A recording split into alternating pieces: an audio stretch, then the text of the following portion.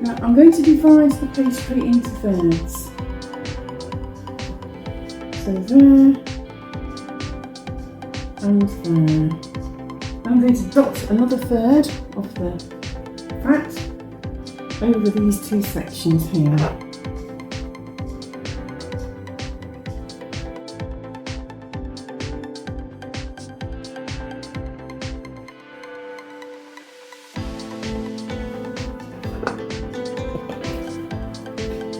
And then we're going to fold the empty end over the top, like that, and the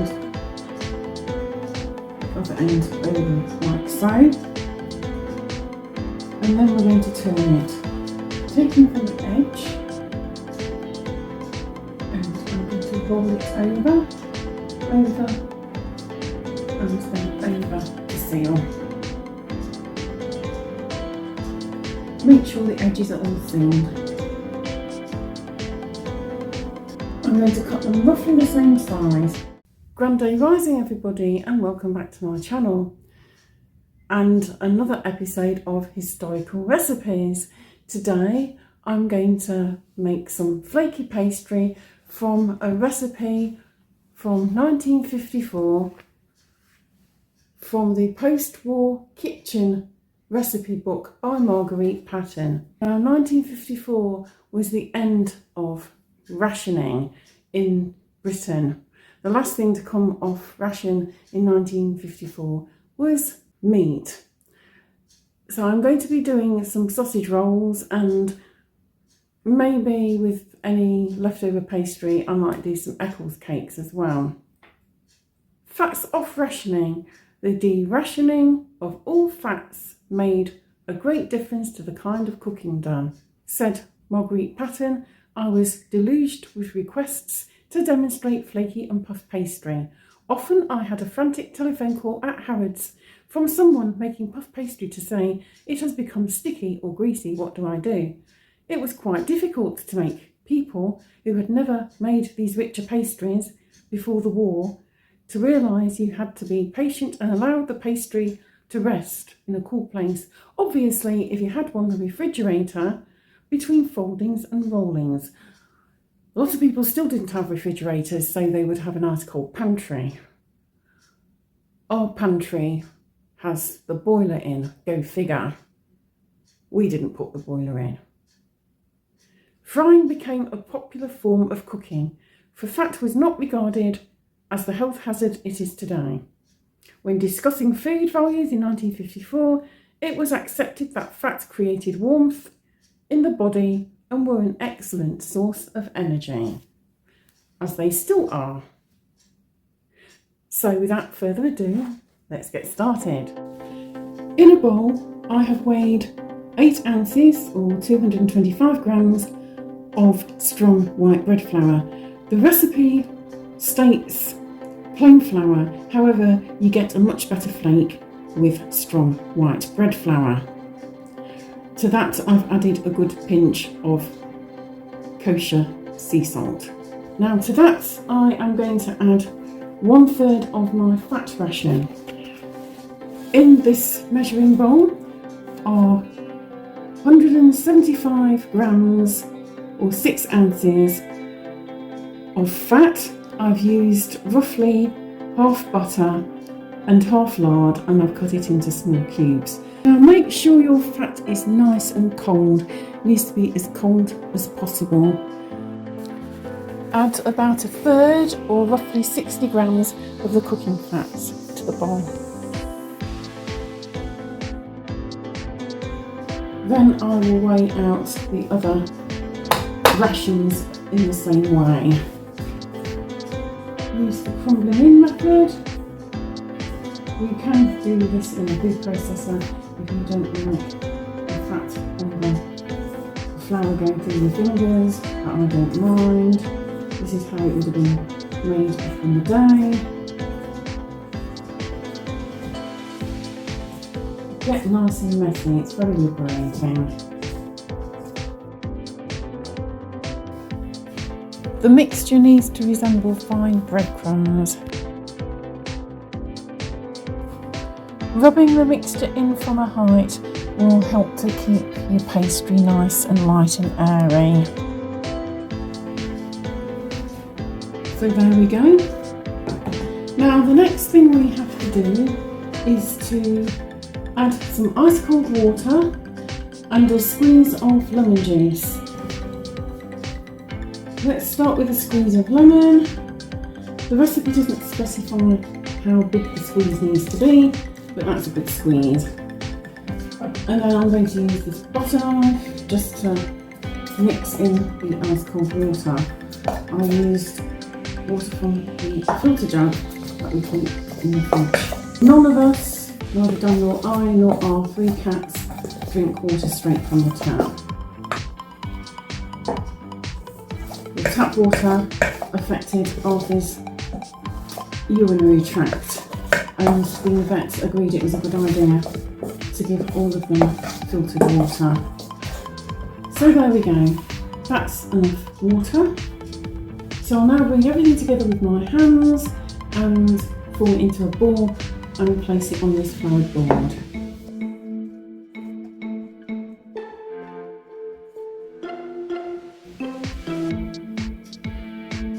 So I'm giving the pastry just a light kneading.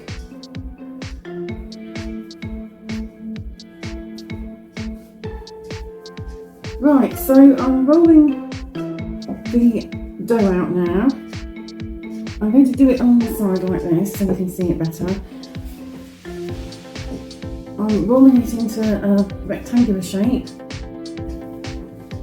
If it's a little sticky, just sprinkle on a bit more flour.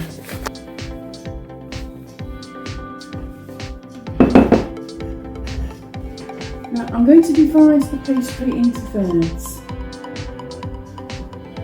So there and there. I'm going to dot another third of the fat over these 2 sections here.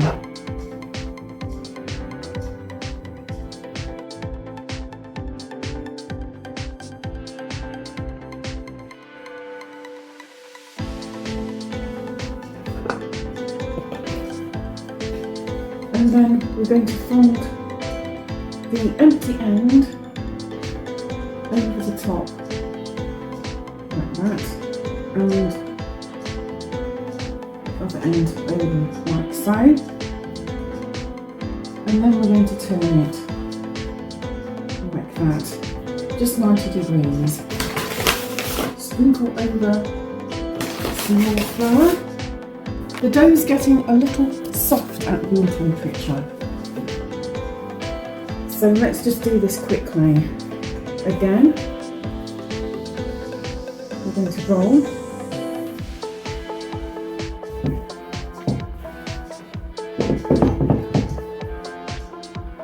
And divide it into 3. And again, we're going to put on the final third of the cooking fat on the 2 top sections.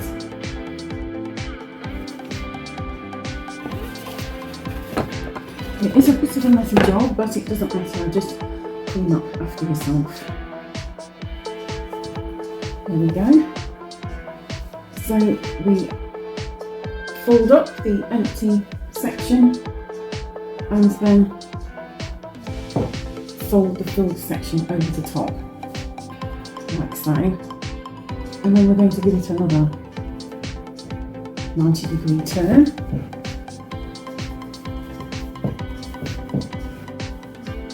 So that's all of it.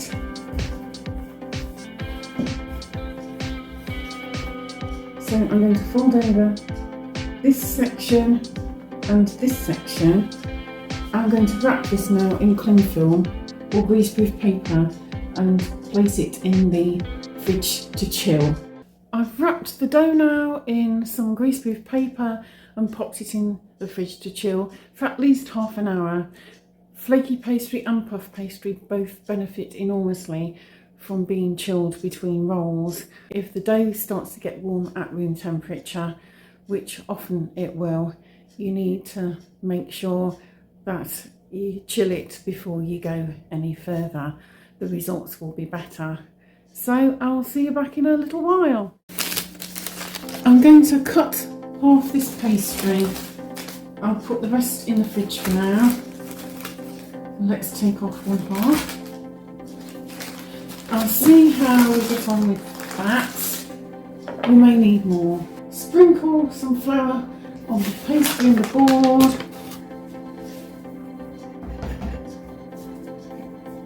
And roll. I'm going to roll it lengthways like this.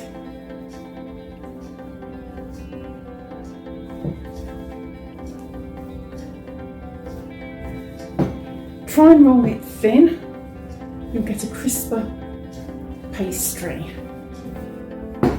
It feels lovely, look at that. Wow, the structure. There's a nice bit of elasticity, but not too much so.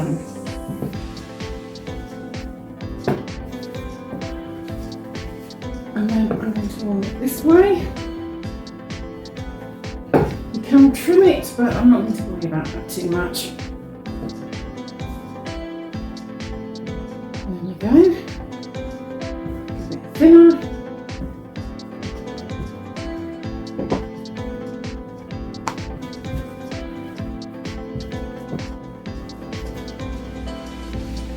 I'm going to try and get it roughly as wide as this board. So we're almost there. And maybe as long as.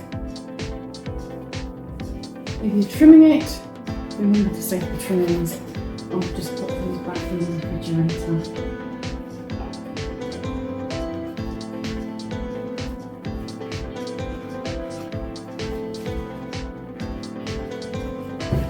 I'm just going to roll it a little bit more widthways and lengthways.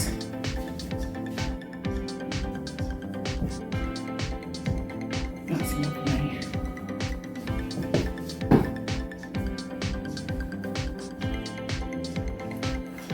Right, I'm just going to brush the edges of the pastry with a little milk. You could use a beaten egg if you wish. However, we're in the 1950s at the moment. And now this is sausage meat. You'll see I've used a bit already. I made some stuffing at the weekend.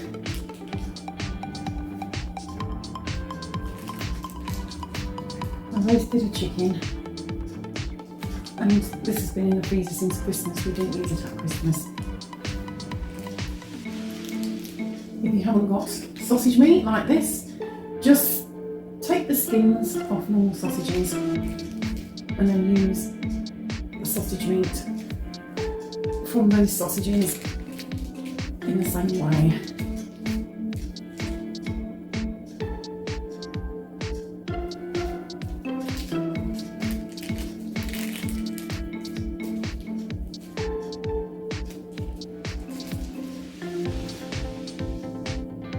This will make a few sausage rolls.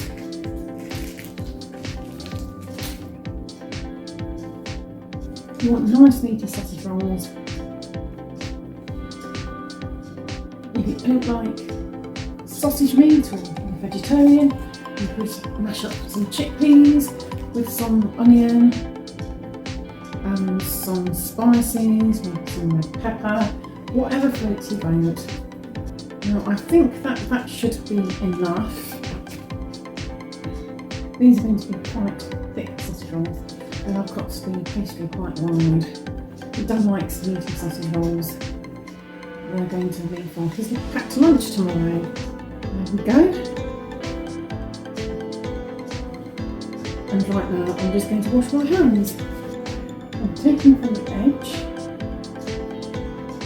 and I'm going to roll it over, and then over to seal. Make sure the edges are all sealed. I'm going to cut them roughly the same size. So that's kind of midpoint. Oh, look at that, that's a little bit of this. Little bit of eyeball still there. I think I'll cut them in 3.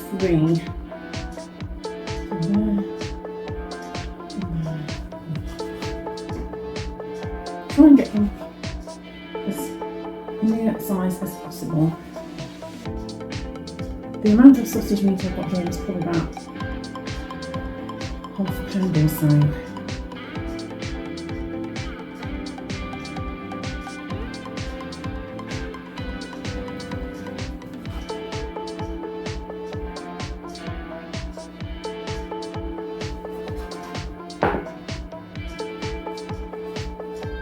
There we go. Then I'm going to put a couple of slashes in the top of each and place them on a baking tray lined with greaseproof paper and then in the refrigerator for 15 to 20 minutes until the oven has come to temperature. I'm going to set the oven to 220 Celsius.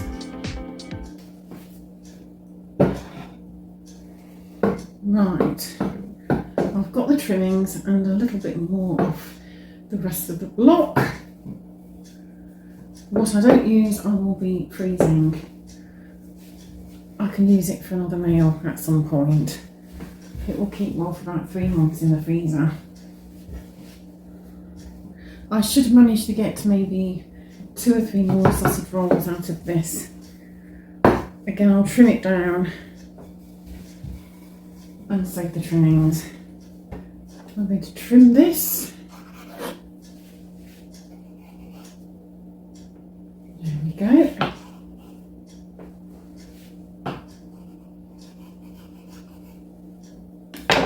Then carry on rolling. If you roll your pastry well, it's surprising how much you can get out of it. There we go. So I will now brush some milk along the edges again.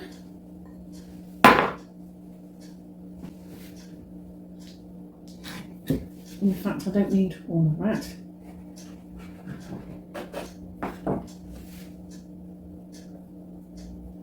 I'll also put that aside. I should probably get another 2 sausage rolls out of this. So I've got 8 sausage rolls out of half a pound of lovely sausage meat. This is butcher's sausage meat as well. It's gluten-free. Our local butcher does all gluten-free sausages. There's no rusk or cereal in these whatsoever. It's just meat.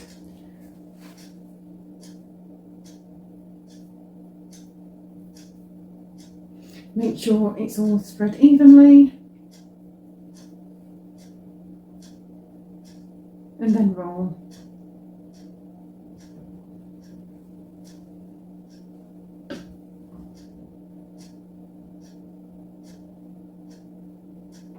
I'll make 2 bigger ones. 1, 2, 1, 2. If you roll your sausage meat thinner, you could easily get 12 sausage rolls. I'm just going to use the trimmings to make a little Eccles cake. I can put it in at the same time as the sausage rolls, but on its own tray. This doesn't have to be perfectly round because we're going to shape it into a circle. So I've rolled it out like so. Now I had no currants or raisins, I only had sultanas. Not perfect, but they'll have to do. They go in the middle. I'm just going to give the pastry a little knead. I'm forming it into a ball with my hands.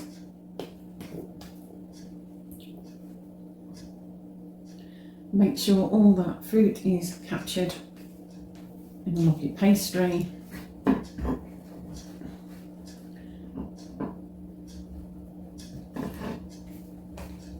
This is packed with fruit. There we go. That's a nice little Eccles cake. I'm pressing it down just a little bit more. but that's as near as damn it. That should be nice and flaky. I'm going to brush the top with a little milk and sprinkle it with a little granulated sugar. And then that's going in the fridge now, and I'll pop it in the oven at the same time as the sausage rolls. Very nice.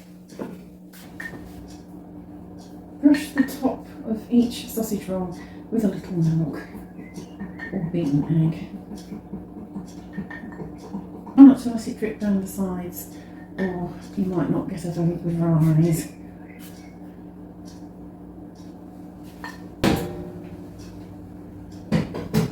Look at these beauties. Lovely golden colour. Looks to be quite a few layers of flaky pastry cooked throughout. Let's get these on a wire rack to cool. Well, the items have cooled on the rack, so let's try them. Let's see what they're like. This is one of the sausage rolls. Oh, look. It's nice and flaky. Look at that. I'm not going to dismantle it because Don will take this with him to work tomorrow. But look at the structure on that. That's beautiful. And there's the sausage meat in the middle. Very nice. No soggy bottom. A nice even bake all over. Yeah, all nicely cooked. Very, very nice indeed. But I will try some of the Eccles cake. I've made a cuppa, so I'm going to have a tea time treat. I've cut it open, and there we see how flaky that pastry is with all the dried fruit. Let's give that a go.